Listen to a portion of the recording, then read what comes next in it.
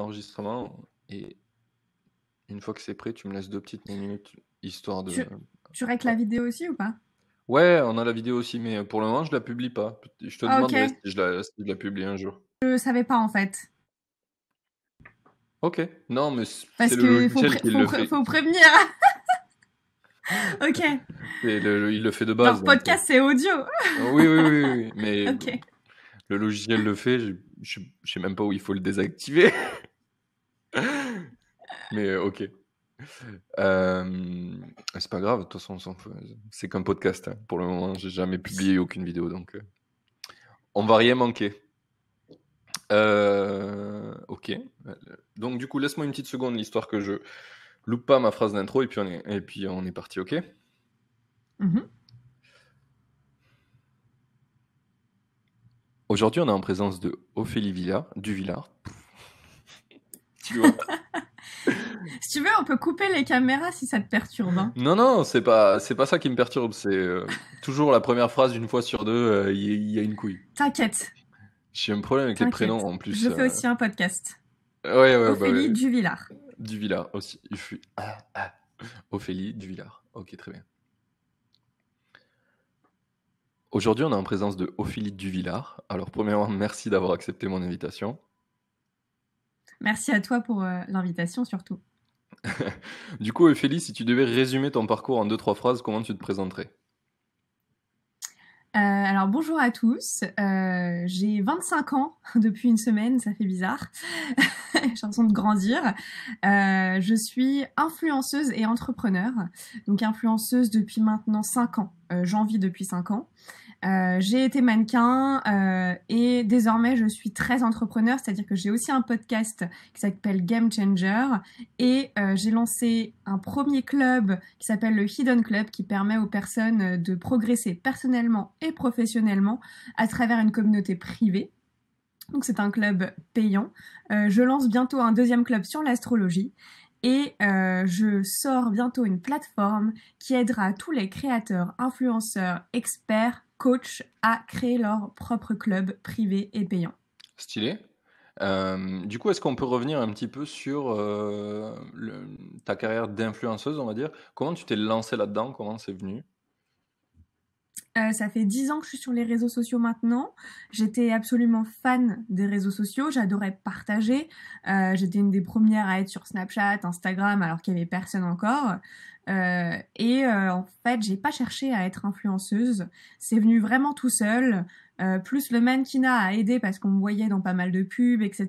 Et je donnais les dessous du mannequinat et aussi des conseils pour entretenir ses cheveux, sa peau, son corps, sa santé. J'ai lancé mon blog il y a 5 ans, qui n'existe plus maintenant. En montant à Paris il y a 4 ans, ça a vraiment fait boule de neige. J'ai rencontré beaucoup de monde et ça a propulsé mon compte. Voilà. Ok.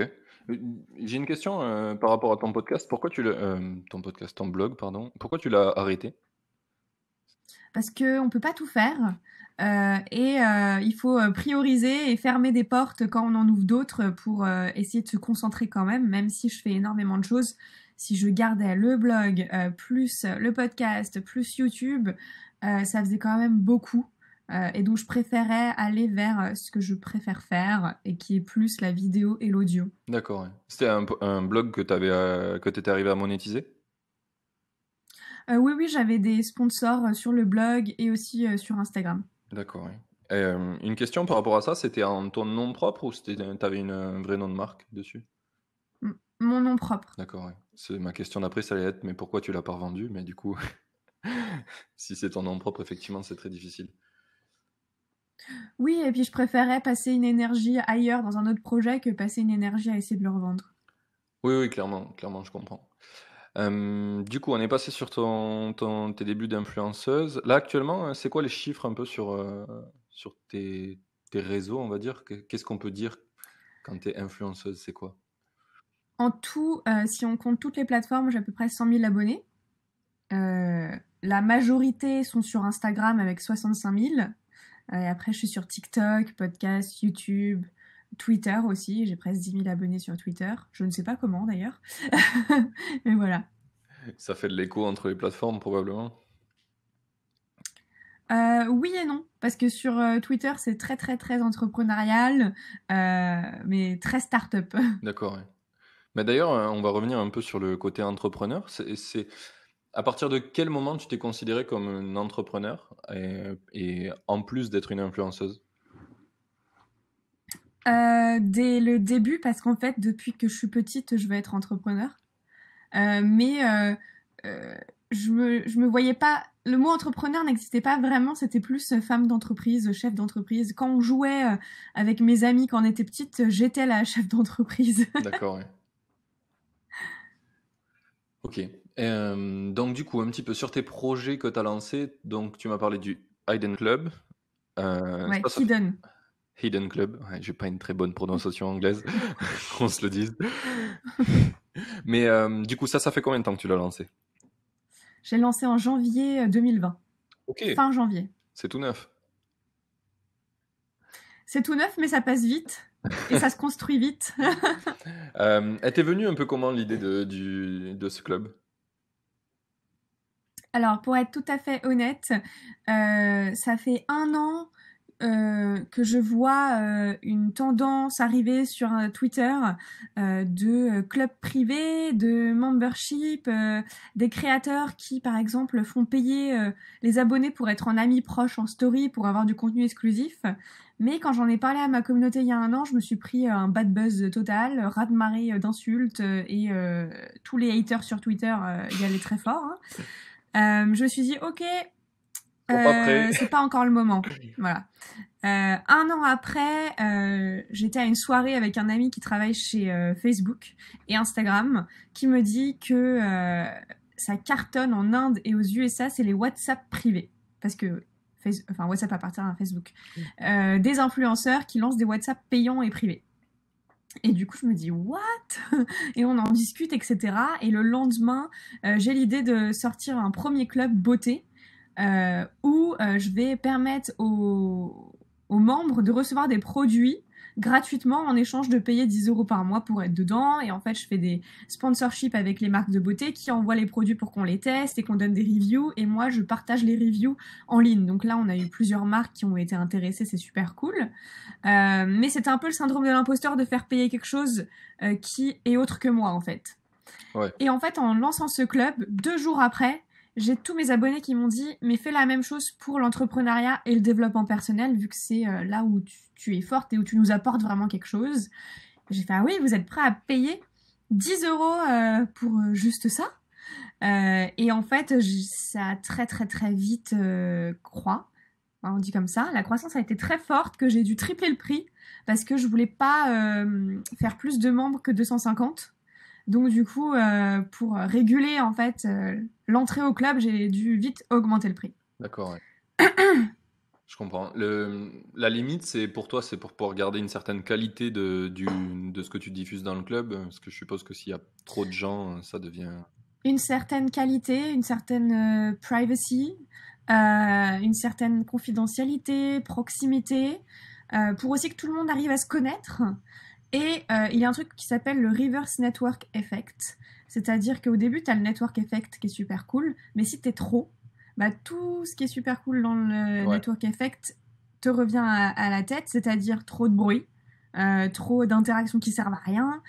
Et donc, moi, je suis pas Facebook ou LinkedIn où je peux faire de la curation via ma plateforme et où les posts les mieux. Enfin voilà, il faut un algorithme derrière pour faire ça quand t'as beaucoup de monde. ok, ouais. Mais du coup, tu viens de parler de groupe WhatsApp, que tu avais découvert ça, et toi, tu l'as lancé où, ton club? J'ai commencé sur WhatsApp. Tout en étant très honnête avec ma communauté, en leur disant on construit ensemble. C'est pas moi la leader et vous en dessous, c'est notre club. Donc il est pour vous et c'est à vous de me dire ah bah on pourrait faire ça, j'aime pas ça, est-ce qu'on peut revenir à ça? Donc en mettant des règles hein, bien évidemment. Donc j'ai fait ça petit à petit et tous les mois je continue de savoir qu'est-ce qui va pas, qu'est-ce qu'on peut améliorer, qu'est-ce qu'on peut ajouter et rajouter des règles, en enlever. Voilà. D'accord. Et tu fais ça sous quelle forme, du coup? Tu leur envoies des questionnaires, tu leur poses des questions Ouais. one-to-one? Alors maintenant, je suis accompagnée d'Alice, qui est ma CEO, qui m'aide à prendre les décisions, à tout manager, à tout organiser. Donc les membres vont lui parler directement.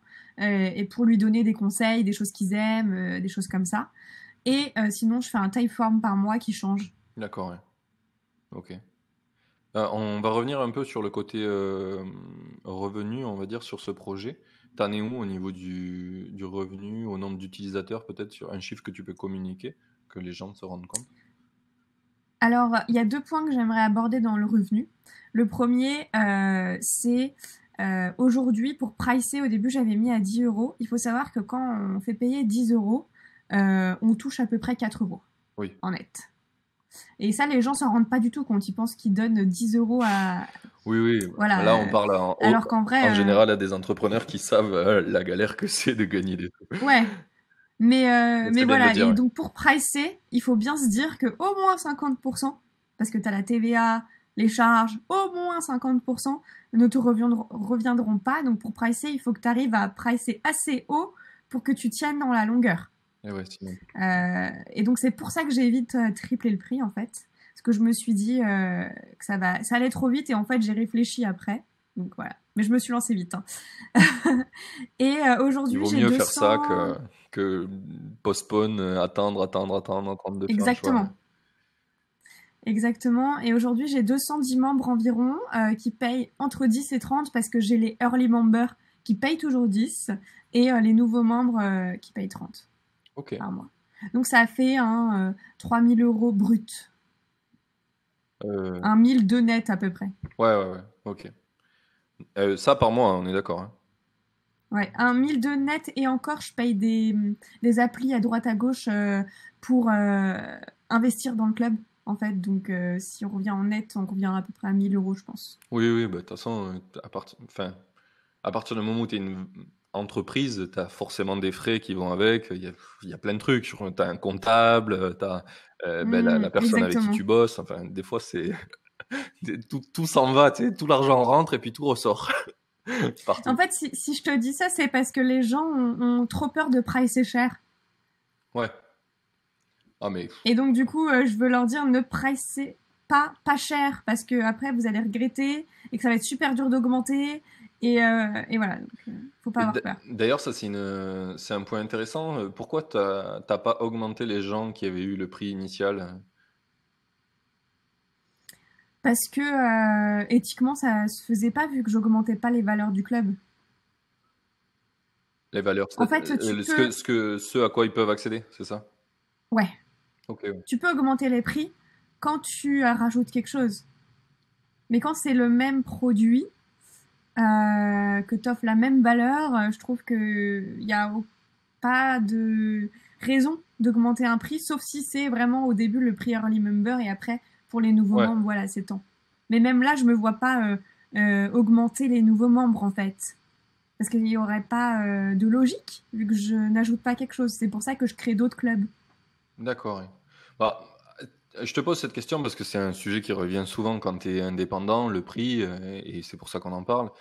Et par exemple, les gens qui font un SaaS, donc un logiciel qu'ils vendent, avec le temps, le logiciel s'améliore, comme finalement ton club, je pense, est-ce que la valeur que tu renvoies, elle s'améliore, même si tu n'as pas rajouté des choses, la valeur intrinsèque s'améliore, et c'est Mhm. souvent très difficile pour des makers de augmenter le prix pour les gens qui étaient venus là au départ, alors qu'aux US, c'est un truc qui se fait vachement couramment. Et on dit à tout le monde, bah, maintenant, le projet a évolué, le prix est plus cher. Est-ce que vous voulez continuer ou pas? Vous avez le droit de partir, mais on augmente le prix de tout le monde. Et ça passe Bah, souvent, très souvent. tu vois, là, j'ai préféré le faire autrement. Ouais, ouais, Parce qu'aussi, éthiquement, je le fais pour aider les gens, ce club. Et j'ai des membres qui peuvent pas payer 30. Et en fait, ils étaient là à me soutenir dès le tout début. Donc j'ai pas, éthiquement, je n'y arrive pas, tu vois. oui. J'ai envie de les aider. Ils sont là depuis le début à me soutenir, à être dans le club. Ils devront partir du club parce qu'ils pourront pas, parce qu'ils sont étudiants. Donc voilà, je préfère créer d'autres choses à d'autres prix. Comme là, je crée un prochain club qui sera limité à 15 membres, mais ça sera 5 000 euros sur 6 mois. d'accord, ouais. Oui, c'est un high ticket, quoi. Voilà, et avec, mais c'est eux qui me l'ont demandé parce que en fait, ils me demandaient un accompagnement beaucoup plus personnalisé, du one-on-one coaching, des choses vraiment très personnelles et ça coûte cher ça. Et donc, je fais une formation HEC pour être coach exécutif, pour pouvoir créer ce club, pour faire du coaching one-on-one et ajouter plein d'avantages comme des cours online gratuits avec qui je fais des partenariats, des choses comme ça. D'accord, ouais. Tu fais la formation HEC parce que tu as vraiment envie d'amener une valeur très très haute, c'est ça, sur l'accompagnement? Ouais. Ok. Je... En fait, il me fallait une formation pour devenir coach parce que je me voyais pas continuer à vraiment coacher si j'ai pas les bases. On joue quand même avec les gens. Enfin, Ouais, je veux dire, il faut pas faire ça comme ça. Et donc, j'ai senti que c'était le bon moment et je me suis dit, quelle est la meilleure et qui est certifiée? C'est HEC et je sais que je pourrais même coacher des CEO. Enfin, d'ailleurs, j'ai des leaders dans mes prochains coachés de start-up ou de grandes entreprises. Donc, ça me servira même plus tard. Et même si j'ai dans l'optique de devenir investisseur, tu vois, quand t'investis en argent, mais t'investis aussi pour coacher les personnes chez qui tu crois, dans les boîtes. Et donc, si j'ai cette casquette, c'est trop bien, en fait. bah Donc, oui, oui, finalement, clairement. Ouais. ça va me servir très, très, très longtemps. Oui, oui, je comprends. Mais c'est rigolo parce que souvent, quand tu parles à des gens qui sont légitimes, on va dire, comme toi, tu vois, tu as une certaine communauté, tu as lancé des projets, etc. Euh, je trouve qu'on arrive souvent à un plafond de verre où les gens, ils osent pas se remettre dans la position de l'apprenant. Genre, je vais réaller apprendre quelque chose pour après le redistribuer à ma façon, avec tout ce que je sais déjà. Et souvent, tu sais, ou je sais pas si c'est en France, mais c'est souvent mal vu en mode, ah, mais si tu fais une formation, c'est qu'en fait, tu peux pas le faire toi. Ou, enfin, tu vois, c'est un peu bizarre. C'est un truc que j'ai souvent vu, qu'on nous reproche en France. Je sais pas si tu l'as déjà ressenti. Non, parce que j'ai la chance d'être hyper bien entourée par des gens dont la valeur numéro un, c'est apprendre, je pense. Ok. C'est une Et très bonne donc, réponse. je ressens pas du tout ça. Et je pense que c'est les gens faibles qui arrêtent d'apprendre, en fait. Mm. Je dis souvent un truc, je répète ça à ma grand-mère en ce moment, parce qu'elle veut plus rien apprendre du tout, ça la gonfle. Et du coup, j'ai dit, mais en fait, pour moi, genre, apprendre, c'est vivre. Et quand tu arrêtes d'apprendre, c'est que t'es mort, quoi. Enfin, genre, c'est triste à dire, mais c'est ça, quoi. Enfin, tu vas juste régresser, quoi, si t'apprends Mm, plus. mm. Parce que le monde, il continue à changer et toi, tu changes plus, quoi. Tu deviens statique un peu. C'est un peu triste. Après, On va changer de sujet. j'avoue que si j'avais 70 ans et plus aucun intérêt pour apprendre quelque chose, je sais pas si j'apprendrais quelque chose. D'ailleurs, il faut apprendre à apprendre. À l'école, on nous apprend pas à apprendre parce qu'on nous dit qu'il faut tout apprendre. Sauf que aujourd'hui, j'apprends uniquement pour des choses que j'ai besoin. Oui, oui, oui, apprendre pour apprendre, c'est un peu. Enfin, si tu répliques le modèle de l'école, on t'apprend des trucs qui te serviront peut-être pas plus tard, pratiquement tout le temps, bah du coup, ça donne pas envie de continuer à apprendre, c'est sûr. Mais par exemple, dans un livre, la plupart des gens vont se dire, ah bah si je lis ce livre, faut que je lise tout. Et moi, pas du tout. Il y a plein de chapitres que je saute parce que ça m'embête, ça m'ennuie et je vois pas l'intérêt. Par contre, je vais aller plus creuser sur un autre. En fait, c'est ça, apprendre à apprendre.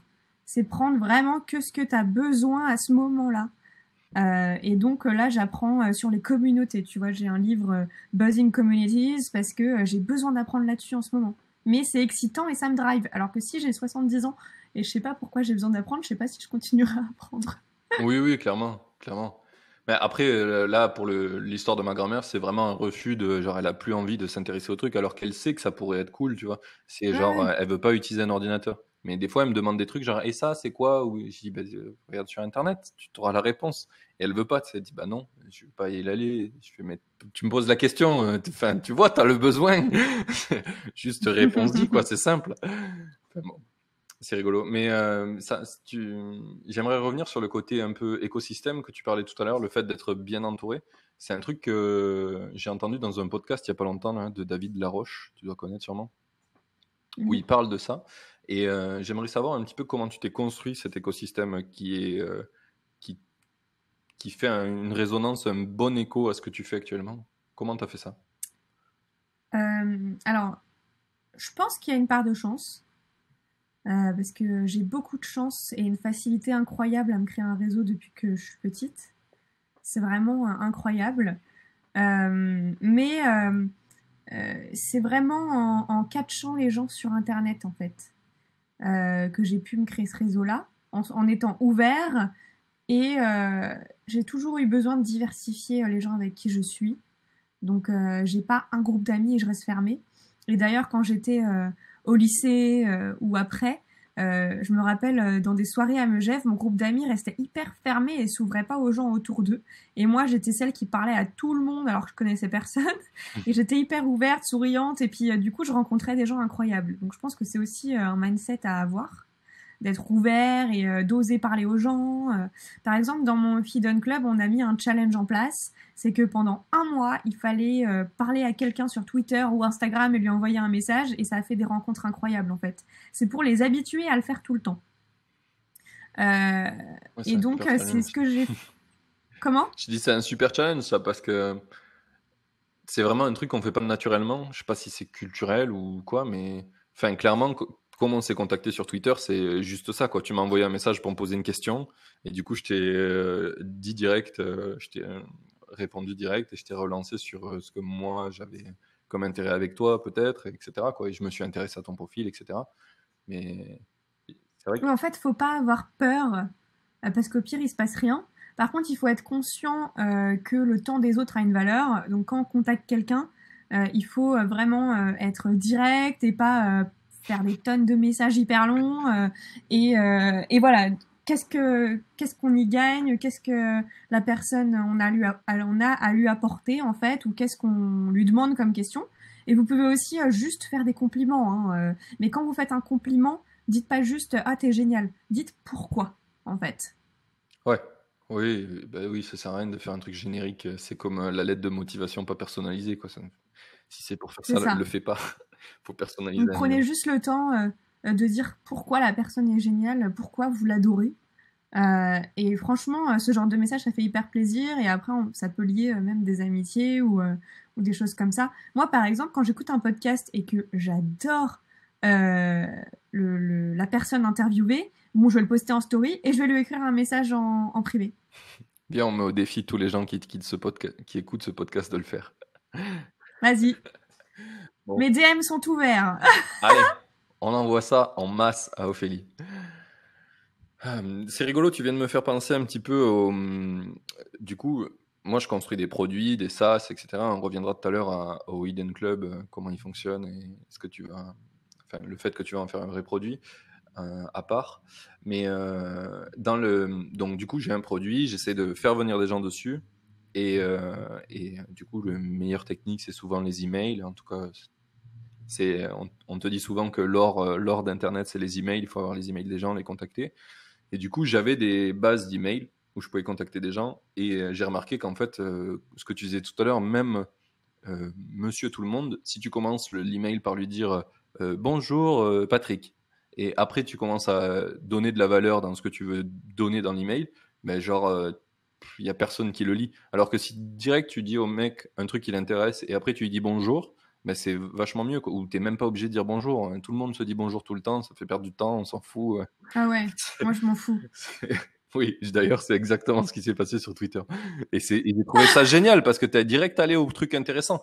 Je déteste les gens qui te contactent et qui te disent salut. Et tu sais, il faut que tu leur répondes pour avoir Et après, ouais. ça va? Ouais. Mais moi, j'ai encore des potes pas hyper proches, mais qui me font ça. Ils me font salut, ça va? Et moi, à ça, je réponds, qu'est-ce que tu veux? Ouais. Mais du coup, pour eux, ça paraît hyper hardcore, alors qu'en fait, ils viennent pour un truc, ils le savent, tu le sais, va au point, mec. Direct. C'est rigolo, ça. Mais c'est très français, je Euh, crois, hein. Tu crois? Ouais. De toute façon, Ouais, les Américains, oui, c'est vrai, c'est vrai, c'est vrai. C'est vrai. Mais on a beaucoup de choses à régler dans notre culture, hein. Clairement. Plus j'en parle, et plus c'est. Tu vois que c'est un sujet très très large, très vaste. Du coup, j'aimerais un peu revenir sur ton projet, donc le Hidden Club, je vais le dire correctement. Là, ce que tu as dit tout à l'heure, c'est que ça va devenir un vrai produit qui va permettre à d'autres influenceurs comme toi ou d'autres personnes qui veulent monter des clubs de faire comme toi. Donc, est-ce que tu peux en parler un petit peu? Comment ça t'est venu, Alors, ça? ça sera pas Hidden Club, hein. Ça Oui, c'est le club, mais ça part de là. Mais ça sera totalement un autre produit à part qui normalement ça va s'appeler cohort.so pour social. En fait, comment l'idée m'est venue? Bah pareil, j'ai réagi à des choses.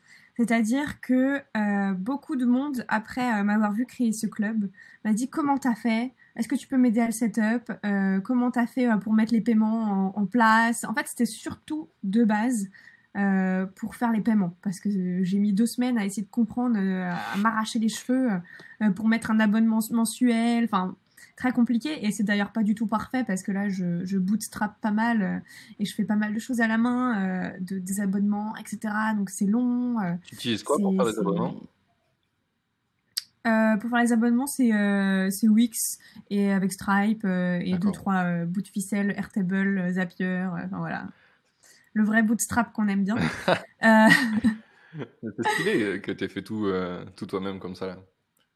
On a des et en super fait, outils au maintenant. début, je me suis dit, est-ce que je le ferais pas pour les gens, mais en bootstrapant chacun la même chose et je refais pareil. Et en fait, non, c'est un enfer. Oui. Donc, j'ai recruté un CTO qui est associé avec moi maintenant. Et on travaille sur la plateforme de paiement, mais aussi une formation qui sera soit achetable direct, soit gamifiée selon le nombre de membres que tu atteins de ton club en fait, pour que j'aide vraiment.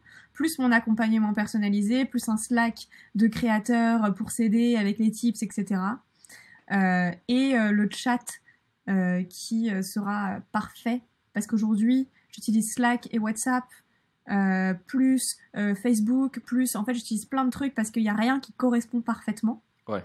Donc on viendra en fait créer voilà de plus en plus notre roadmap sur des fonctionnalités de fou qui vont aider en fait à manager un club et à pouvoir en créer même plusieurs parce qu'aujourd'hui c'est super dur d'en créer plusieurs. J'ai essayé et en fait avec les outils qu'on a aujourd'hui et de management c'est compliqué de tenir et de pas devenir fou. Euh, Je vois très bien, ouais. mais voilà. Ok. Et donc ça, Donc le but c'est vraiment d'aider tout le monde enfin c'est très passion économie, hein, c'est d'aider tout le monde de vivre de sa passion et de ses compétences et de ses skills. Et tu vois, je regarde mon astrologue, elle fait payer 150 € une séance. Mais elle a déjà tous ses clients et tous les mails des clients, elle a juste besoin d'ouvrir un club et de dire bah voilà, pour 100 € par mois, vous avez tout ce qui va arriver dans le monde, ce qu'il faut faire attention et ses conseils. Et elle est tellement forte que moi, elle a vu le confinement arriver, elle a vu tout ça. Elle prédit exactement tout, mais ce sera en général, tu vois. Mais elle a pas besoin de chercher des clients ailleurs. Elle a déjà sa liste de clients. oui, clairement. Et le fait d'en faire un club, ça peut vraiment faire quelque chose de récurrent, d'un peu plus passif. Je Ouais. vois directement l'intérêt. C'est d'ailleurs ce que j'essaie de faire avec le podcast. Je, je rejoindrai peut-être ton club pour pouvoir Ça apprendre à marche. créer un club. Du coup, pour revenir un petit peu sur mes questions de base, combien tu as lancé de projets réellement avant d'arriver à faire que ça marche? Est-ce que tu saurais... Déjà, ça marche pas. Et non, je rigole, ça fonctionne, mais c'est pas dans ma tête pour moi l'ambition de ce que j'ai, tu vois. Donc pour moi, j'ai pas du tout réussi. Je suis encore au tout début. Ça arrivera en second Euh... temps, où tu veux aller. ouais.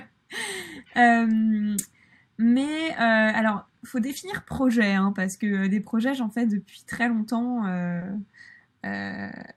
ouais, j'en fais depuis très longtemps des projets. Donc, définis projet. Quelque chose que tu as lancé dans le but que ça te rapporte quelque chose. C'est vaste, hein? Ok. Monétaire, du coup. Ouais, monétaire, Parce ouais. que des fois, je lance des trucs pour que ça me rapporte autre chose. Euh, eh bien, vraiment un seul, mais qui était assez gros et je suis assez tombée fort et de haut pour que ça suffise. Je comprends, ouais. C'était une plateforme en fait SaaS, c'était un SaaS qui mettait en relation les influenceurs et les marques. Et j'ai fait toutes les erreurs possibles et inimaginables dans cette startup, c'est-à-dire faire un prêt à la banque de 100 000 euros, vouloir faire une soirée de lancement qui coûte 50 000 euros avant qu'on réussisse quoi que ce soit à gagner de l'argent, mais juste pour l'ego. Qu'est-ce que j'ai fait d'autre comme erreur? Vouloir lancer un produit parfait et donc prendre une agence de développeurs à la place de prendre un dev en interne et de payer direct cash avec moi mes idées dans ma tête sans écouter le marché ou ce que veulent les gens. Et donc on peut rien changer ensuite. Enfin voilà, j'ai fait toutes les erreurs qu'il ne faut pas faire au début. Oui, je pense que tu as fait un bon résumé effectivement de ça. Qu'est-ce que finalement...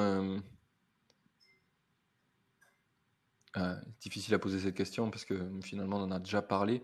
Mais en gros, comment tu le referais ce projet si tu le refaisais maintenant? Et ben déjà, je le ferais seule. Je m'associerais pas avec des gens juste pour ne pas avoir peur enfin, tu vois, d'être seule. Et justement, si je m'associerais, mais avec un CTO euh, pour avoir quelqu'un en interne.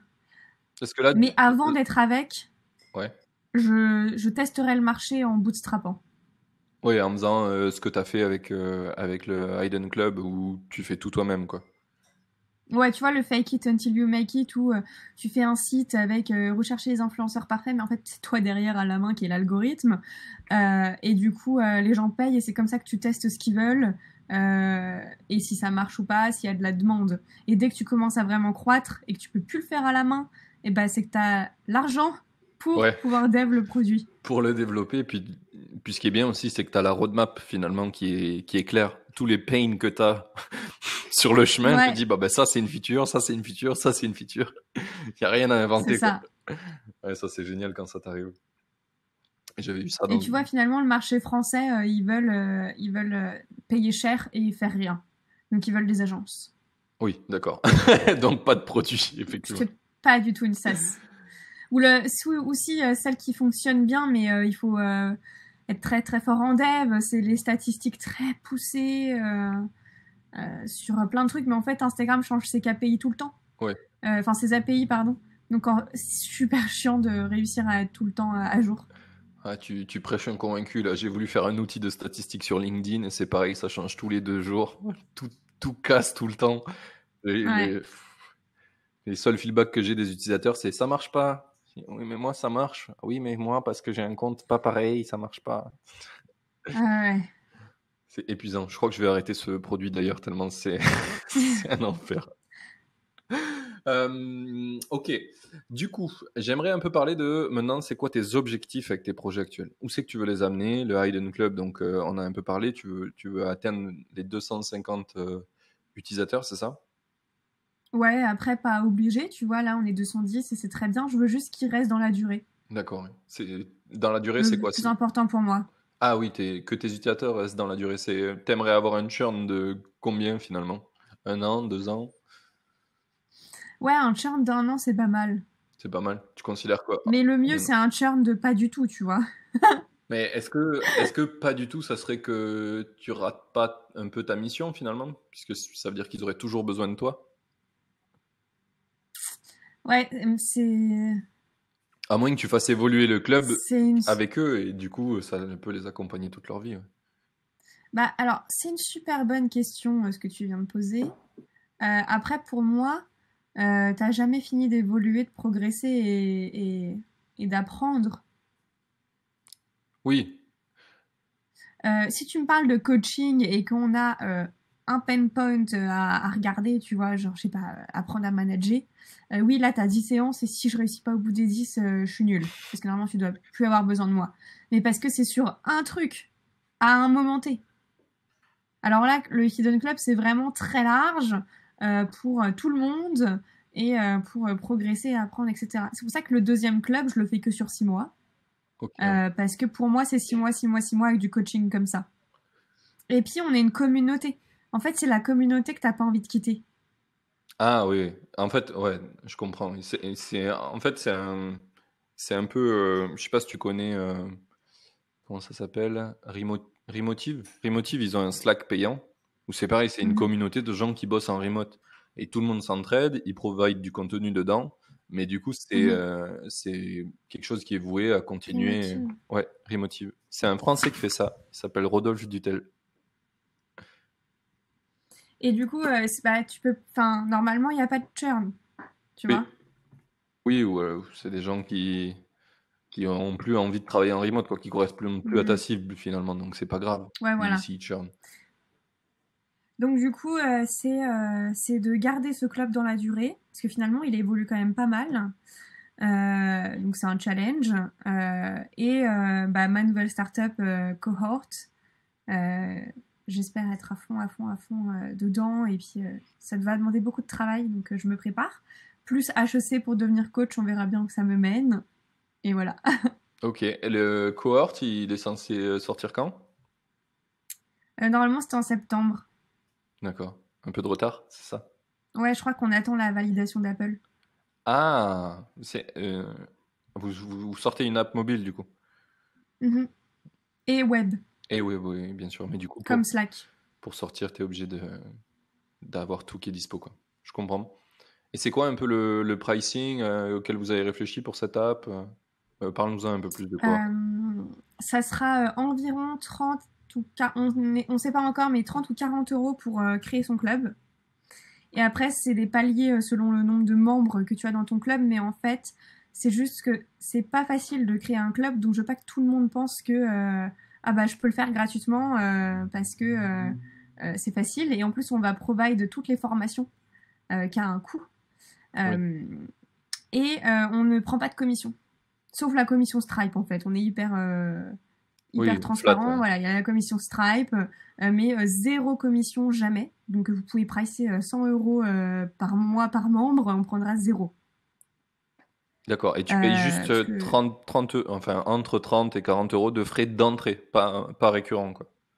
tous les mois, si, si, si. Ah, oui, d'accord, j'ai dire, C'est le mais... minimum en fait, parce Ouais, qu'après, si t'as 100 membres, ça sera 100 euros par mois si t'as 100 membres. En fait, on vient pas pricer super cher quand t'as beaucoup de membres.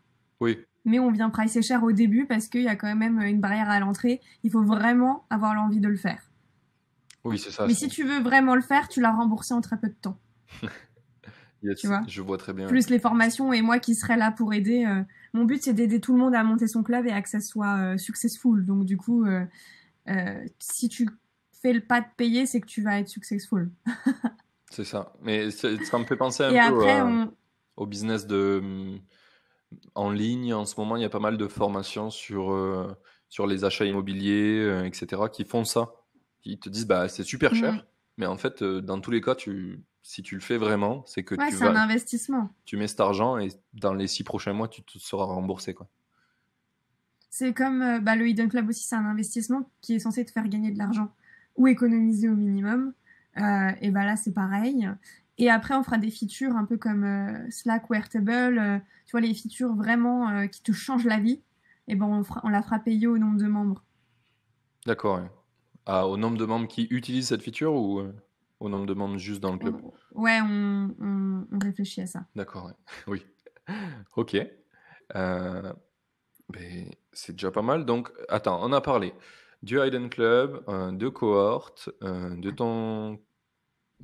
ta vie d'influenceuse un petit peu. Est-ce que tu as d'autres projets en cours? Ah, il y a le podcast. Ah, ben voilà, le podcast. Parle-nous un peu du podcast. Le podcast, j'ai lancé il y a 1 an et demi. Euh, En fait, vraiment parce que j'avais envie et j'adore partager, j'adore transmettre. Et il faut savoir que je le fais très égoïstement parce que c'est en enseignant qu'on apprend le mieux. Donc du coup, ça me permet moi d'apprendre énormément quand je fais des podcasts.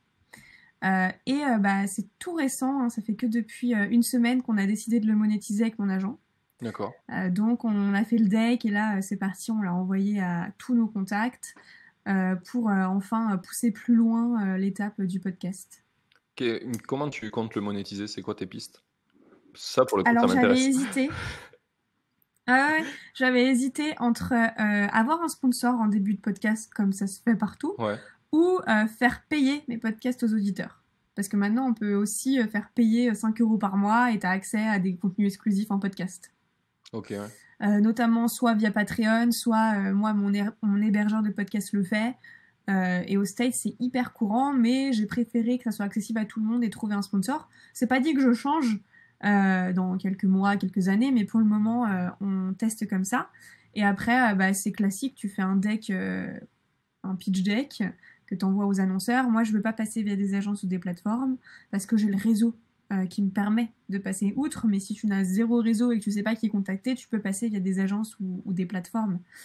Je connais pas les noms, mais je pense que ça se trouve assez Oui, rapidement oui, sur oui, Internet. j'en ai trouvé. Il y en a qui m'ont contacté. Moi, tu as dû sûrement avoir ça aussi. Et effectivement, c'est facile. Et on te propose plein de trucs, mais le prix, c'est un peu rigolo, Ah quoi. ouais, moi, je price beaucoup plus cher que ce qui se price dans le milieu. Il faut savoir que normalement, c'est entre 50 et 90 euros du CPM. Donc, coût par 1000 écoutes, c'est 50 euros ou 90. Et c'est vraiment cool parce que c'est un ROI qui est tracé, pas comme quand on paye une story ou un Ouais, post, on sait pas combien on va avoir et combien on va atteindre pour ce prix-là. Parce que des fois, tu as des posts qui cartonnent, d'autres moins. Donc, tu sais pas, alors que là, tu sais, puisque tu payes que quand tu l'as atteint. Et c'est en exclusivité, c'est-à-dire que le sponsor, eh bien, il a le premier épisode, enfin, il est sur tous les épisodes, même le premier. Il n'y a pas un autre sponsor pendant qu'il est là. Donc d'accord. ça, c'est hyper cool aussi. Et moi, en fait, j'ai pricé plus cher, hein, j'ai pricé à 100 euros, parce qu'en fait, je vends par package. Et donc, si tu me prends 50 000 écoutes, et bah, t'as un post Instagram sur mon compte dédié, des stories en plus dédiées en plus de repartager le podcast, ce qui a un coût normalement en plus, normalement, D'accord, ouais. tu vois, Oui, oui, sur mon compte Instagram. je vois très bien cette idée. Moi, j'ai essayé de monétiser avec ma propre audience au lieu de passer par un annonceur, puisque du coup, c'est des indépendants, des gens qui créent des business. Donc, je me suis Mhm. dit, bah, peut-être qu'ils sont intéressés à faire de la pub sur le podcast. Pour le moment, ça n'a pas spécialement touché des gens. J'ai mis 200 euros par épisode, sans, sans limite de CPM. Genre, Ok. j'ai pricé cher, je me suis dit si je le fais, je veux une grosse barrière à l'entrée, tu vois, je veux pas que ça soit un truc pas ouf. Bah, ça dépend combien de vues tu fais. Ouais. Enfin, price est cher, ça dépend combien d'écoutes tu fais. Oui, oui, oui, clairement, vu que j'ai pas mis par rapport au nombre d'écoutes. Mais Mais moi, vraiment, ce qui m'intéresse, c'est d'avoir le sponsor exclusif pendant la durée sur tous les épisodes. de la campagne, ouais, ouais, ça c'est pas mal, mais moi du coup, je passe par encore, je devrais le faire à la main, donc ça c'est pas possible. Sinon, Ah genre, ouais. je vais travailler pour le mec, quoi. Aller sur chaque épisode, réuploader un début. Ah non, moi, je suis avec une autre plateforme Tu peux la que citer, je ne hein. peux pas encore révéler. Ah, ok. Non, parce que je suis en négociation avec eux pour faire un deal de parrainage. D'accord, ouais. Oui, du coup, si. Mais suivez-moi, je la dirai bientôt quand je pourrai et que le deal sera closé. Mais effectivement, sur cette plateforme, tu manages tes campagnes super bien et en fait, ça te prend tous les épisodes d'un coup et dès que ça atteint les écoutes, ça s'arrête. Ah ouais, putain, c'est pas mal. Au pire, je le mettrai dans la description du podcast avec ton lien de parrainage. Tu me l'enverras à Yes. posteriori. Ok. Du coup, là, j'aimerais un peu enchaîner sur mes questions de deuxième partie. Donc, je t'ai déjà parlé de où tu vas avec tes projets et j'aimerais savoir un petit peu comment tu t'arrives à détecter une bonne idée d'une mauvaise idée quand tu veux lancer des projets. C'est quoi un Bah, peu je la ton... teste. Tu la testes. Mais tu sais que c'est fou parce que souvent, plein de gens ont plein de techniques, mais toutes ces techniques ne reviennent pas au truc qui est la vérité, c'est de se mettre face à tout le monde et dire ben, je fais ça, est-ce que vous voulez l'acheter ou pas quoi. Et souvent, on se dit ouais, mais d'abord je vais le construire parce que c'est une solution compliquée, alors je vais faire ça. Et en vrai, tester quoi. Non, là, tu vois, j'ai une autre idée, mais vu que je peux pas tout faire, en fait, j'ai pris une amie, je l'ai mis en CEO et moi, je suis en mentor advisor et j'ai recruté des gens dans mon club qui voulaient bien faire le projet et qui étaient chauds. Du coup, il y a 3 personnes qui bossent et moi, je suis advisor, tu vois, je prends 10% d'equity. Et en gros, c'est créer un algorithme de matching pour les personnes qui cherchent un thérapeute. Parce que c'est un enfer de trouver un thérapeute aujourd'hui qui te correspond. Parce que si tu tombes sur un introverti alors que t'es extraverti, ça va pas matcher. Enfin voilà. Et du coup, on va complètement le tester le plus rapidement possible à la main. Ah bah oui, oui, oui. Mais tu sais que c'est rigolo parce que c'est un des trucs qui revient souvent, c'est ce truc-là, et je sais pas pourquoi il n'y a pas de produit pour ça. Parce que clairement, ce que tu fais en général, c'est que pour trouver un thérapeute, tu demandes à quelqu'un qui connaît des thérapeutes et Mhm. qui te dit, ouais, mais lui, il est comment? Et du coup, tu choisis. Parce que quand tu vas sur Mais ça te correspond pas en fait, ouais, parce souvent, que tu essayes ta pote, 4 ou elle est pas 5, comme toi. 6, 7 fois. Ouais. Et tu payes 150 balles cette fois pour rien. C'est ça. Et là, tu te dis, bah Donc non, pas c'est celui-là. un truc de ouf. Donc en fait, on va faire un Doctolib, mais avec un algorithme de matching et uniquement pour les thérapeutes. Donc ça peut être aussi des coachs. En fait, tout ce qui a thérapie dans le truc, Ouais. parce que coach, t'as aussi c'est comme une thérapie, c'est plus long. En fait, tout ce qui est long, avec hypnose, voilà, tout, eh bien, on va le mettre dedans. Et ça sera un Doctolib. Donc au début, ça sera totalement gratuit pour les thérapeutes d'être dessus. Et on va pas du tout faire de thunes. Et dès qu'il y aura assez de monde sur la plateforme, on pourra faire payer pour être dessus. Comme Doctolib, tu fais payer les thérapeutes. Ouais, c'est ça. On prend exactement le même business model. Je Oui. crois que c'est 150 € par mois. Waouh. Et les clients ne payent pas. Oui, oui, oui, c'est ça. Bah, c'est eux qui doivent venir le plus, donc il faut pas les faire payer, quoi. Mhm. C'est un peu comme Google, quoi. Tu choisis qui est le produit et qui. Voilà. Il faut pas essayer de réinventer les choses. Et si ça marche très bien pour Doctolib et que c'est à peu près le même business, Mm. Mais- faut pas essayer de se dire ah bah non, nous on va créer un nouveau business model où on va faire ça. mais je crois que c'est un problème d'ego, ça, hein, qu'on a tous à un moment donné, c'est qu'on se dit ah ben non, mais si ça existe déjà et que c'est plus ou moins pareil, il faut que je me différencie plus, sinon c'est genre je vais les copier ou alors ils vont pouvoir me recopier. Ils font leur business Non, déjà. ouais, c'est ça. Et puis si jamais tu commences à bien marcher, ils te rachètent. Donc, Oui, au pire. ils vont pas perdre le temps de tout refaire alors que toi, tu as déjà le produit qui correspond. Oui, c'est ça. Et puis en plus, même si tu regardes les plus gros acteurs au monde, genre les GAFA, quand ils se copient, finalement, à part Instagram et les stories où ça a super bien marché, mais sinon, en général, les copies des autres, bah, c'est des copies, quoi. Ça marche moins bien que l'original. Hmm. C'est toi qui as l'idée, c'est toi qui sais la mener à terme, quoi. Et c'est pas. Je sais pas pourquoi on a tout le temps ça en France aussi de dire ouais, mais je veux pas dire mon idée parce que sinon on va me la voler. Oui, enfin, le processus de réflexion qui t'a amené à ton idée, il y a que toi qui l'as, mec, hein. Personne ne va pouvoir Ouais. recopier ça, hein. Même si tu dis ton idée, il a pas la Et profondeur du surtout, bordel, quoi. l'exécution. Tu vois, là, j'ai dit mon idée. Allez-y, prenez-la parce que vous n'allez pas du tout exécuter comme moi, donc j'ai pas peur. Ouais, clairement. Mais ça, j'ai l'impression que ça vient un petit peu des gens qu'il y a dans ton écosystème. Ça aide à venir. Effectivement. Et c'est pour ça que c'est important de s'entourer bien. Et c'est aussi pour ça que j'ai créé le Hidden Club parce que ça permet de s'entourer bien quand on peut pas l'être. Ouais, c'est ce que je voulais dire tout à l'heure. Ça fait très écho à ce qu'on a dit juste avant, quoi. Le fait de s'entourer, c'est super important. Et là, les clubs, c'est génial, c'est génial pour ça. Tu crées un écosystème formidable, quoi, pour les gens. Mm. Parce que bah, toi, tu y es dedans, mais il y a aussi tous les gens qui y sont et qui sont ultra motivés. Et Ouais. du coup, Et en plus, de base, avant le Covid, on devait faire des week-ends, bootcamp et tout. Donc ça aussi, c'est pas que online, quoi. ouais, ouais, je vois. Et du coup, ça c'est reprévu. Vous allez en refaire peut-être en 2021. J'attends encore un peu, ouais. Oui, parce qu'on s'en sort pas de ce Covid. Là, c'est compliqué quand même. On aimerait bien que ça s'arrête, s'il vous plaît.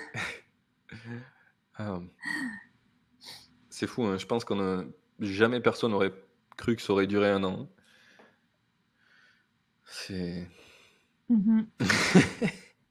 Moi, dans ma tête, ça va encore durer 2, donc du coup, comme ça, je suis Ah très oui. optimiste Ok. et du coup, je suis pas déceptive. C'est ton astrologue qui te l'a soufflé? C'est astrologue, hein? Non, c'est juste Ouais. que c'est comme pendant le confinement. Moi, pendant le confinement, dans ma tête, ça allait s'arrêter en août. Ouais. Et comme ça, ou même le plus loin possible. Et comme ça, je ne pouvais pas être déçue. Ah oui, c'est genre c'est pas genre t'attends la date et puis on te dit bah finalement c'est pas ça et t'es super deg, quoi. Vu que toi t'avais prévu Mhm. une date bien plus loin, dans tous les cas on te dit ah ça continue, oui je savais, tout va bien, c'est ce que j'avais prévu. Exactement, Ok, ouais. exactement. C'est pas mal ça, mais c'est une version optimiste différente de ce qu'on entend d'optimiste en général, puisque on dirait plutôt que si tu es optimiste, tu vas voir le plus court possible ou le plus proche de ce qui existe. Alors que Ou là, alors optimiste n'est peut-être pas le mot, mais ça me permet d'être optimiste. Enfin, je sais pas oui, je vois ce que tu veux dire. comment l'expliquer. Je vois ce que tu veux dire, mais globalement, je pense que je préférerais qu'on définisse l'optimiste comme ça que ce qu'on en pense, qui est se leurrer finalement. Alors que quand tu es entrepreneur, moins tu te leurres, plus tu es honnête, voire des fois tu vas prendre des suppositions qui sont plus larges que ce qu'il faudrait, mais du coup, ça te permet d'avoir une largeur de manœuvre, quoi. Mhm. Alors que sinon, tu es tout le temps à te dire, ah ben ça va terminer, ah mais merde, il faut que je fasse un truc, et enfin, du coup, t'es dans la gestion des problèmes quotidiens au lieu d'être dans la projection de là où tu veux aller, et du coup, tu vas nulle part, quoi. Exactement. Mhm. Eh ben, c'est plutôt cool. Euh, eh ben, là, sur l'astrologie, t'as un projet en cours ou c'est Ouais, j'aimerais bien monter un club un club sur ça aussi, ouais. sur le. Ouais, Et tu veux le faire en à partenariat avec ton voir. astrologue ou toi, tu veux... Elle veut pas parce que elle est dans un nouveau cycle et donc elle va arrêter. D'accord. Ouais. Euh, mais du coup, je suis en train de rechercher, prospecter, voilà, doucement. C'est pas un truc ultra urgent. Si des astrologues nous écoutent, contactez Voilà, vous pouvez Ophélie. me contacter. Je... Sachant que je fais tout, je veux juste avoir les choses sur l'astrologie, moi. D'accord, ouais.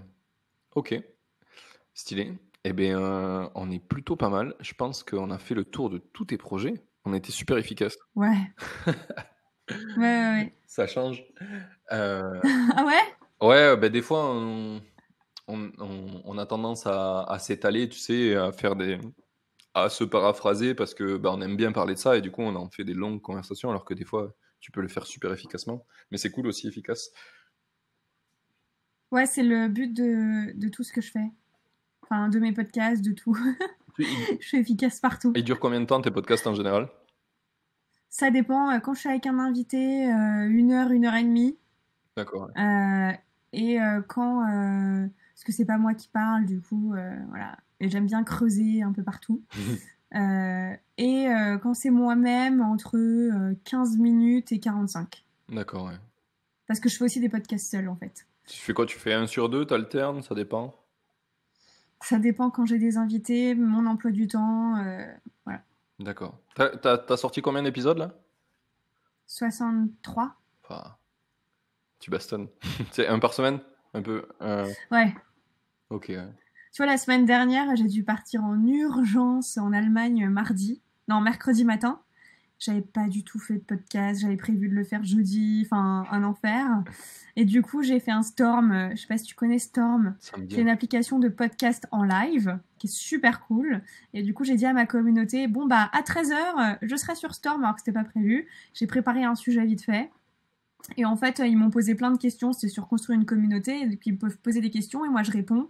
C'est hyper interactif, c'est hyper cool.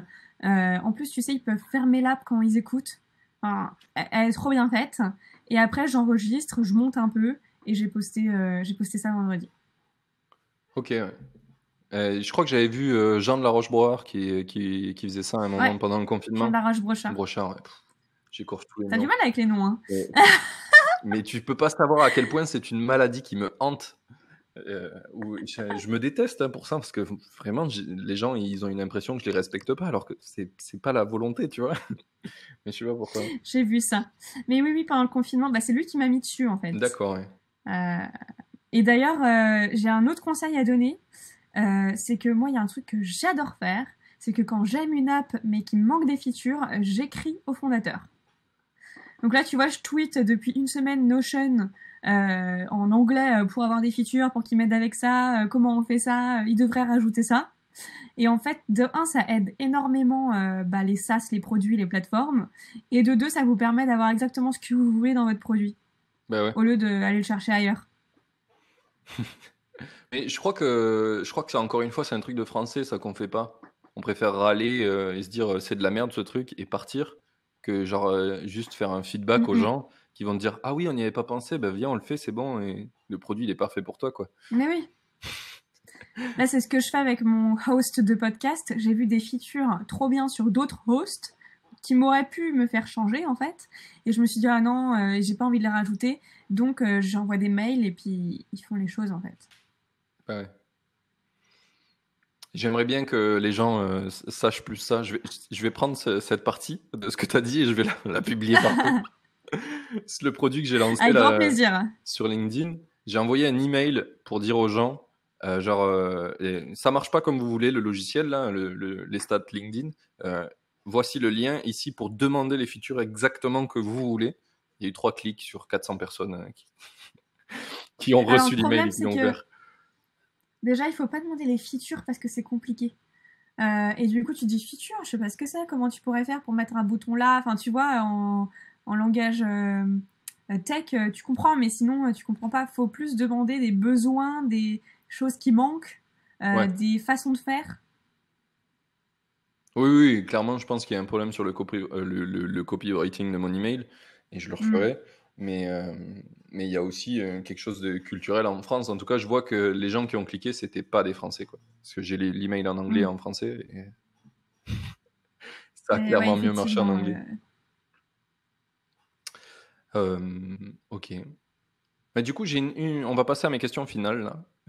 Dans mes dernières On questions. avait déjà commencé, non? Ouais, un petit peu. Un petit peu, mais du coup, je viens de penser que normalement, au début du podcast, je t'en parle pour pas que tu te retrouves bloqué. On verra si tu te retrouves bloqué ou pas. La première question, un petit peu, c'est qu'est-ce qui a fait que tu as voulu être indépendante, finalement? Avoir ton propre business et pas bosser, être employé. Comment Euh, c'est une volonté ou ça s'est fait naturellement comme le fait de devenir Ouais, influenceuse? c'est l'éducation que j'ai eue euh, vis-à-vis de ce que j'ai vécu et de ce que j'ai vu de mes parents. Euh, et donc, je pense que c'est un tout qui a fait que je me suis mis en mode survie. Il faut que je sois indépendante financièrement. Sachant que pour moi, je ne le suis pas assez encore. Enfin, j'ai pas assez capitalisé pour être indépendante financièrement. Mais du coup, c'est mon goal. Pour être totalement libre et ne plus me sentir en insécurité totale tout le temps. Et du coup, c'est quoi ton objectif? Il est chiffré? Je pense que mon objectif, c'est quand je pourrais me permettre d'investir dans des boîtes et tout, sans avoir peur de perdre tout cet argent. Ça veut dire que tu en as suffisamment de réserves au cas où, quoi.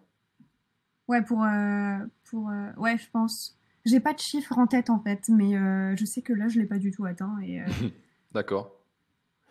Ouais. et voilà. Et ouais, je pense que c'est une éducation que j'ai vécue qui m'a fait que j'ai voulu m'en sortir vite et seule et ne pas reproduire des choses. De ce que tu avais vu dans ta famille ou de ton entourage? Mm. D'accord, ouais. Ouais, c'est un peu. Ou que j'ai vécu. Ou que tu as vécu, ouais. Ok. C'est un peu ce que j'ai aussi ressenti. Mais du coup, par exemple, pour objectif chiffré, je vais te donner le mien. Peut-être que ça va te donner un ordre d'idée. Moi, j'aimerais arriver à générer 5K de MRR par mois. Donc, du coup, 5K de revenus mensuels. Et que je sois capable d'arrêter totalement de bosser un mois et que ça continue à venir pareil. Tu vois, c'est ça mon. Oui, un passive income. Ouais, c'est que ça reste assez passif. Alors, pour moi, le passive income total, c'est pas possible. Tu es obligé de passer du temps dessus, quoi, à un moment donné. Personne n'allait trouver la poule aux œufs d'or. Mais, euh, mais l'idée, ouais, c'est que même si je pars un mois, ça continue Hmm, comme ça, sans baisser, quoi. Après, ok. ça peut baisser, tu vois. Ah non, moi je suis bien plus haut. Oui, moi je te parle du minimum que je veux pour me dire, ok, je suis en sécurité dans tous les cas. Après, je Mais veux pour, plus, hein, ouais, on est d'accord. ok. Mais ouais, pour moi, même, je pense. C'est mon SMIC, tu vois. C'est le minimum pour vital. Alors moi, j'ai jamais pensé mensuellement ni en revenu récurrent, donc du coup, je sais pas. Mais je pense que ma réponse d'avant était bien, tu vois, d'avoir Oui, assez oui, non, je te donnais un ordre d'idée pour pour moi. C'était pas ensuite obligé de. kiffer à juste investir dans des boîtes. Là, je vais faire mon premier investissement d'ailleurs la semaine prochaine, donc c'est cool, je commence, C'est mais voilà. la boîte que tu nous as parlé tout à l'heure ou c'est un autre? Non, c'est un autre qui est en réalité virtuelle.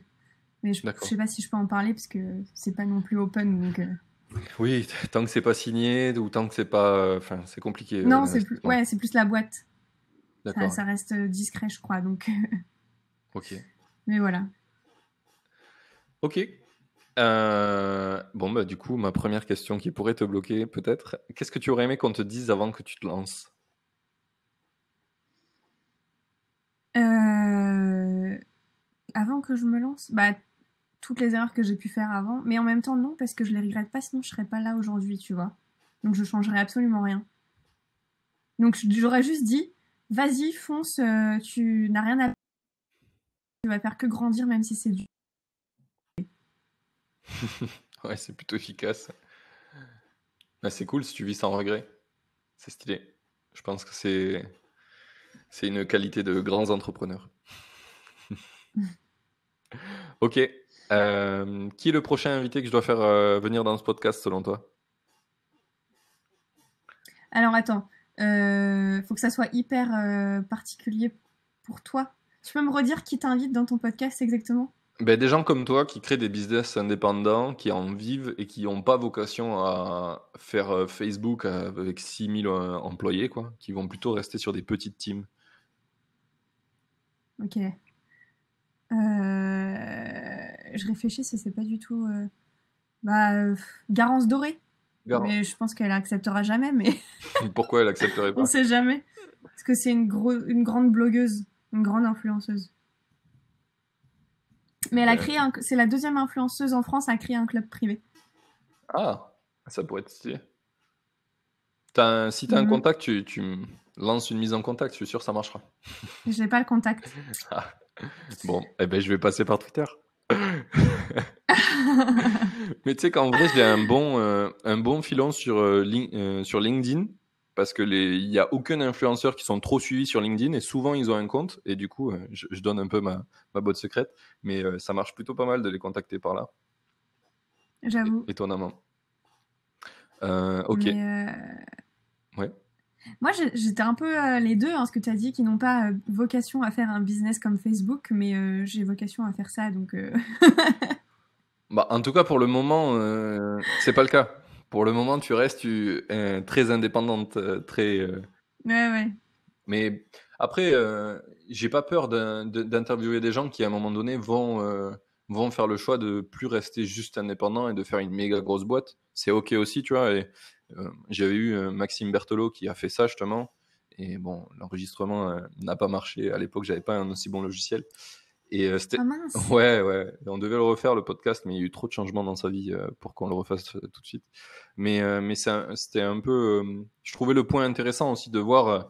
À un moment, bah, tu étais dans un business très indépendant, avec ta petite team dans ton coin. Et à un moment donné, bah, tu as décidé de changer parce que ce que tu voulais faire a changé, tu as changé d'objectif. Et c'est super intéressant de voir c'est quoi ton parcours, ta vision pour te dire, OK, bah, j'étais comme ça et je vais là, ou tu vois, je change. Hmm, C'est, carrément. J'ai quelqu'un en tête aussi, sinon, où tu pourras vraiment la voir, mais tu l'as peut-être déjà eu. C'est JC Kurdali, avec Longue Vue. non, mais je l'ai pas eu, mais il arrive. Il arrive. Ok. Mais ouais, ouais, super intéressant. Je, je suis trop chaud de faire ce podcast avec lui. Ok, merci. Du coup, il me reste ma petite dernière question. Ça, là, elle est facile. C'est où c'est qu'on envoie les makers qui veulent te suivre? Sur Instagram. Voilà, au fait du Villard, il y a toutes les infos de coaching, de podcast, du Hidden Club. J'ai fait un Notion où tout est répertorié dedans, comme ça je m'embête plus. Et Je voilà. l'ai vu, c'est stylé. D'habitude, les gens sur Insta, ils utilisent un truc genre BioLinky ou. Hmm, Mais ouais, Notion, ça marche super bien. En vrai, l'interface, elle est super cool. Puis t'as pu grave le ouais, personnaliser du coup. ouais. Ok, bah trop cool. Merci.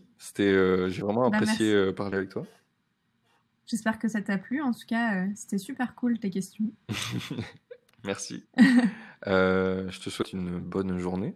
Je dis merci à tous nos auditeurs. Si vous avez kiffé le podcast, ben, notez-le. Envoyez des DM à Ophélie.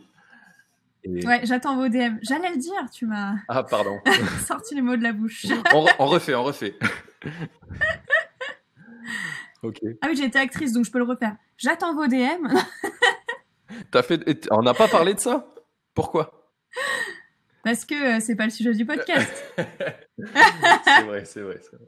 Ça aurait pas intéressé les auditeurs. Ouais, je pense que c'est le passif de tous les gens qui sont makers, c'est quand même intéressant. Des fois, ton chemin pour arriver à devenir indépendant, il est improbable, mais c'est ce qui fait la qualité de toi en tant qu'indépendant, quoi, en tant que maker. C'est que tout ce que tu as vécu avant, eh ben, c'est ça qui fait que tu es capable de le faire aujourd'hui, quoi. Et Hmm. c'est un peu ce que je reproche des fois aux gens qui vendent du rêve sur tu sais, des formations en ligne ou quoi, où ils disent prends ma formation et tu vas devenir, tu vas vendre tes formations en ligne et ça sera super, etc. Et ça prend pas souvent en compte le parcours des gens, quoi. S'ils ont rien fait avant dans leur vie, ça va être difficile qu'ils vendent une formation sur un sujet parce qu'ils n'ont pas appris, en fait, et ça va être difficile pour eux de commencer à vendre des trucs de leur savoir, tu vois, ils en ont pas beaucoup, quoi. Mais Ouais, c'est clair. d'où le fait qu'on focus pas C'est mal clair. sur le passé des invités. Eh bien, en tout cas, merci. J'ai vraiment kiffé cet épisode. C'était intéressant. Tu m'as un peu décontenancé sur ta rapidité à répondre aux questions. Je sais pas si tu l'as Ah ouais? Je sais pas si tu l'as ressenti, mais Ah non, pas du tout. ça va alors, ça va. C'est rigolo parce que j'ai eu un autre invité comme ça qui s'appelle Karl Chenet. C'était le deuxième podcast, je crois, ou troisième. Et pareil, il répondait, mais pire que toi. Lui, il répondait genre en 5-6 mots, c'était réglé à chaque question. Et du coup, c'était super dur pour moi d'avoir le temps de processer ce qu'il avait répondu. Puis derrière, de relancer sur un truc que j'avais trouvé intéressant dans ce qu'il avait dit, parce qu'il avait déjà fini la phrase. Et du coup, je me retrouvais en mode, ah, qu'est-ce que je dois faire? C'est rigolo. Ah ouais, non, je réponds tout le temps super vite. C'était assez facile, hein. Moi, je m'attendais à des questions un peu plus... Quand tu disais, des questions qui vont te bloquer... Ouais, bah, mais parce que toi, tu fais des podcasts aussi. Tu as l'habitude de parler. Il y a et les gens que j'ai en général, c'est pas des podcasteurs. Du coup, je leur pose cette question, ils bloquent. Et du coup, ils se disent, mais si je dis rien, c'est stressant. Et du coup, je suis en train de mettre un blanc. Enfin, tu vois, Ouais, trop de ouais. process dans leur tête. Et Non, du coup, j'ai déjà fait deux choses pires. C'était lever 100 000 euros à une banque. Où là, on te pose toutes les questions possibles et imaginables. Et j'ai fait une levée de fonds en décembre l'année dernière, où j'ai vu tous les VC français, même russes, en Zoom et tout. Et là, c'était des vraies questions où t'as pas le temps faut pas que tu prennes du temps à répondre. Et je pense que c'est un super entraînement, en fait. ah oui, effectivement. Ouais. La levée de fonds en décembre, c'était sur quoi? Je devais créer des marques blanches en cosmétiques pour des influenceurs. D'accord. Et donc, toutes les marques m'appartenaient à 80% parce qu'on finançait et on faisait tout. Mais alors, pourquoi on n'a pas abordé ce projet déjà? Parce Et qu'il est plus d'actualité, que le Covid m'a donné envie de le fermer, que je me suis focus sur le Hidden Club, que je d'accord. suis mes intuitions. Et donc, quand je sens plus quelque chose, parce que je le sens plus, je sens qu'il faut aller ailleurs, et voilà. Ok. Bah, c'est trop cool. Maintenant, on l'a abordé. On peut terminer ce podcast. Je pensais que c'était off. Non, c'est pas off. Je vais appuyer maintenant sur le bouton.